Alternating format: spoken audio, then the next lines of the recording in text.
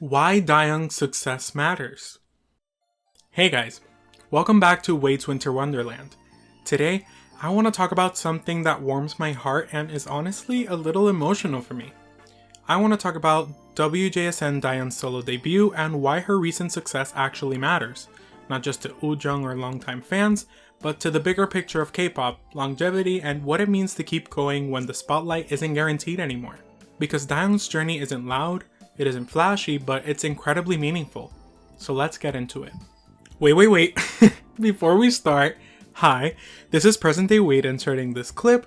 One, I want to say I'm sorry that this week has been a bit less structured than I'd like. I know literally no one cares, but I do. I've had quite a few setbacks with my Wi-Fi and fighting copyright. Even though I have most of the videos and scripts done, I got overconfident and procrastinated posting them, and now here we are. I'm gonna try my best to make up for lost time, but I'm sorry that this is now a weekend upload instead of a Friday video. But we're just over the halfway point of the season, so I'm gonna keep working on things to not get derailed too badly. Okay, back to the video. Who is Dayoung? Before we talk about everything, I think it's important to ground this conversation in who Dayoung actually is, because her story doesn't exist in a vacuum. Dayoung debuted as a part of WJSN or Cosmic Girls, a group that in many ways always felt slightly out of step with the industry.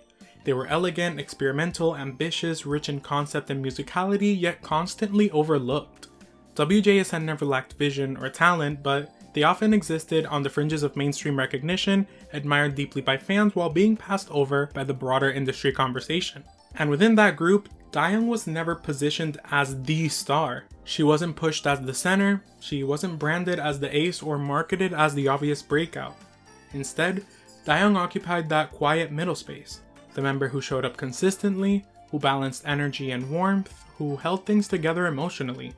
She brought levity when things felt heavy, sincerity when things felt scripted, and an unmistakable human presence that grounded the group. She was the kind of idol you grew attached to slowly, the kind who didn't demand attention but earned it over time. She felt familiar, comforting, and real. And while the industry might not have been paying attention, fans noticed. We always did. She had some viral moments during promotions of one of WJSN subunits, WJSN Chokomi, and their songs Humph and Super Youpers, I don't know how to say it. They were always temporary, but that planted the seed of her stardom in my eyes.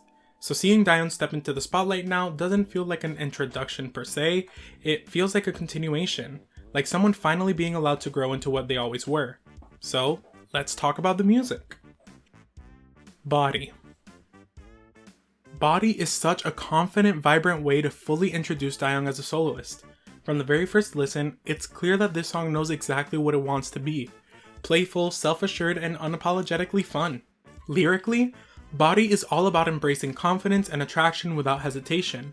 It's flirty without being forced, empowering without being heavy-handed. Lines like "put your body on my body" are bold, but they're delivered with a sense of control and comfort that makes the confidence feel natural rather than performative. This isn't about proving anything, it's about owning the moment. Musically, the track leans into a late summer pop sound with a punchy beat and insanely addictive hook. Do I feel Starship sabotaged her by releasing it at the end of summer? Yes, absolutely. But anyways, the song's not overly deep or introspective, but it doesn't need to be. The strength of the song lies in its vibe and Dayoung's delivery. Her voice feels relaxed, assured, and genuinely at ease in this space, which is something that actually really stood out to me. What makes Body special is how comfortable she seems. There's no hesitation here, no sense of someone testing the waters. She feels like she belongs in this role, and that confidence translates so clearly on stage and in the music video. Honestly, I need to talk about that music show encore. Seeing Bona, Ekshi, and Yeonjung come to support her absolutely wrecked me. I was standing outside my job fully emotional because that moment wasn't just about a song. It was about history, friendship, and a shared struggle.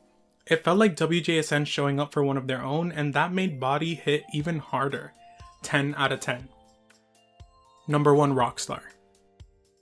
If Body establishes Dayoung's confidence, then Number 1 Rockstar reveals her hunger. This track is driven by ambition, passion, and a very clear desire to be seen. It's a pop rock anthem built around self-belief and determination, and you can feel how personal it is to her. This doesn't sound like a generic empowerment song, it sounds like someone who's been waiting for their turn and refuses to waste it. There's an urgency in her delivery that really stuck with me. You can hear the drive, the need to prove herself, the desire to stand on stage and own it completely. And then there's that key change and ad-lib on the final chorus, which absolutely pushed the song over the edge for me. It's dramatic in the best way, elevating the track from great to unforgettable. Even though this other version isn't officially released yet, please put it on streaming Starship. The version she performed with XG and Yeonjung added so much emotional weight. It made the song feel bigger than a solo moment.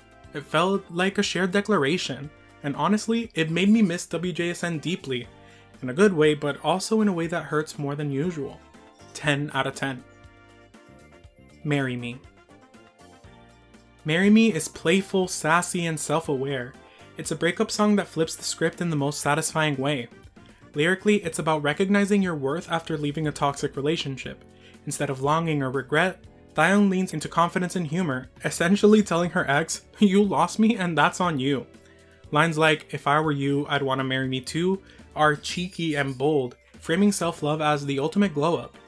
Musically, the track is driven by an addictive electronic beat that keeps the energy light and engaging. It's fun, relatable, and easy to replay. For me, this was my least favorite track, but only slightly. On first listen, the phrasing of that central line felt a bit cramped, like too many words squeezed into too little space, and it pulled me out of the moment. But revisiting the song for this video gave me a new appreciation for it. The confidence, the attitude, and the overall message more than make up for that small nitpick. 9 out of 10. It's a solid, satisfying track that rounds out the single album nicely. Final album thoughts. Going into this release, I already knew I was gonna like it. I mean, I've always loved Dayoung, even pre-Chocomi, but I didn't expect to feel this fulfilled by it. This single album feels like a genuine introduction to who Dayoung is as a solo artist. Not a test run, not a novelty. A real starting point. Each track highlights a different facet of her. Confidence, ambition, humor, while still feeling cohesive and intentional. What makes it even more meaningful is how well the public has received it. Seeing people connect with her music, praise her performances, and genuinely root for her feels incredibly validating as a longtime fan. This isn't just a good debut, it's a reminder that sometimes the people who wait the longest end up shining the brightest. Why Dayoung's success matters. There's something quietly powerful about watching Dayoung succeed right now. Not in a loud, headline-grabbing way, but in a way that feels earned, steady, and deeply personal, especially if you followed WJSN for years. As a fan, this moment doesn't feel like a sudden breakthrough, it feels like a long exhale. Like watching someone who never stopped giving finally receive something back. What makes her success hit so hard is that it's happening after the point where K-pop usually tells idols their time is up. We're conditioned to believe that if a group isn't at its peak anymore, if they're not constantly trending, then the door quietly closes. Dayoung's journey pushes back against that idea. It reminds us that growth doesn't stop when the spotlight shifts, and that value isn't erased when hype fades. Seeing her thrive now feels like proof that staying true to yourself can still lead somewhere, even if it takes longer than expected. There's also something so incredibly comforting about how authentic her success feels. Dayoung didn't reinvent herself or force a new image to survive. She didn't chase trends or try to become someone else. She stayed warm, expressive, funny, and human. The same Dayoung fans fell in love with years ago, just finally being herself. In an industry obsessed with perfection and reinvention, her sincerity became her strength. That kind of connection lasts longer than virality ever could. As a fan, it's impossible not to see what this moment represents for idols who exist in the background of their own groups. Not everyone is pushed as the center or the ace. Most idols live in that middle ground. Talented, essential, but rarely spotlighted. Dayoung's success sends an important message. You don't need to be the loudest to matter, you don't need to peak early to be worthy, you don't need constant hype to build something real. Her growth also invites people to look back at WJSN with new eyes. When one member starts shining later in their career, it naturally makes you revisit the group's history and realize just how much was overlooked. The music, the concepts, the talent. Dayoung thriving doesn't feel like a detour from WJSN's legacy, it feels like a continuation of it. A reminder that their story was never small, even if the industry treated it that way. Emotionally, this moment feels so meaningful because there's no desperation attached to it. No sense of, this is my last chance.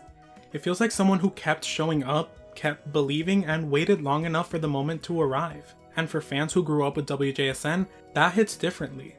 It tells us that timelines aren't fixed, that fulfillment doesn't have an expiration date, and that your story isn't over just because one chapter ended. What I really hope comes out of this moment is that Starship recognizes what they have. Not just in Dayoung as a soloist, but in WJSN as a whole. This shouldn't be treated as a one-off win or a temporary spike in attention. Dayoung's success proved that there's still interest, affection, and room for growth when it comes to the group and its members. I want to see this momentum respected and built upon, not quietly ignored once the moment passes. On a personal level, I'd love to see Starship continue investing in Dayoung as a solo artist, not rushed releases or half-hearted promotions, but thoughtfully planned music that allows her to keep exploring who she is artistically. She's proven she can hold attention on her own, and that her voice and personality resonate beyond group activities. This feels like the right time to give her space, creative trust, and consistency, not treat her solo work as a side project. At the same time, it's impossible to separate this from WJSN, especially with their 10-year anniversary approaching. 10 years is not a small milestone.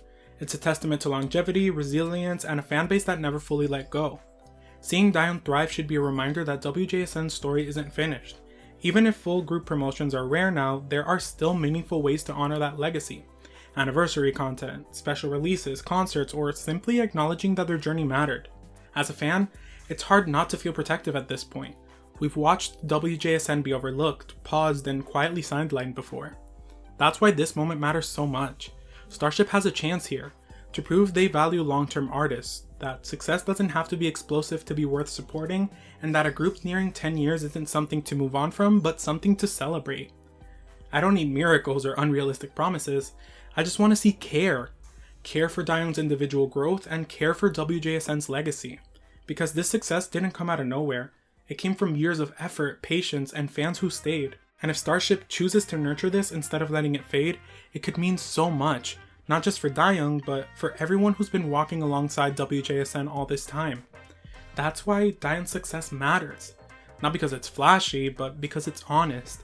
It validates a quiet perseverance. It reminds us that idols are more than their peak years, and that staying true to yourself can still lead to something beautiful. And honestly, she deserves every bit of it.